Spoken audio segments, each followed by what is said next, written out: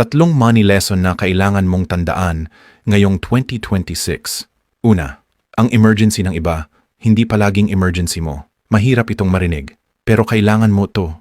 Hindi lahat ng lumalapit sa iyo ay responsibilidad mo. At ang ipon mo, hindi donation box. Hindi iyan pambayad sa maling desisyon ng iba. Pinaghirapan mo yan, galing sa puyat, pagtitiis, at sa mga lakad na tinanggihan mo. Gamitin mo lang ang emergency fund para sa totoong emergency, yung sayo. Kaya huwag mong hayaang ang ipon mo ang sumalo sa pagkakamali ng ibang tao. Pangalawa, itigil mo ang pag-aastang mayaman habang binubuo mo pa lang ang sarili mo.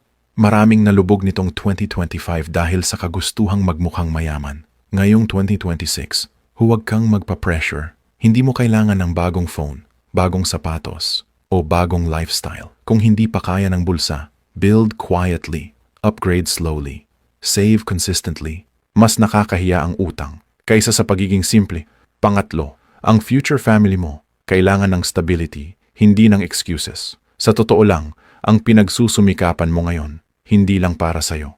Para yan sa magiging pamilya mo balang araw, pangarap na bahay, pang-tuition, seguridad, at kapayapaan ng isip. Hindi mo yan makukuha kung paasa ka sa iba, kung gastos ka ng gastos, at kung wala kang direksyon sa pera mo. Kaya ngayong 2026, unahin mo ang foundation mo.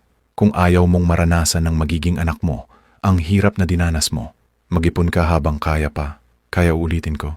Ang emergency ng iba, hindi mo emergency. Itigil ang pag-aastang sobrang yaman. Mag-build muna, flex later. At ang ipon mo ngayon, yan ang safety net ng future family mo.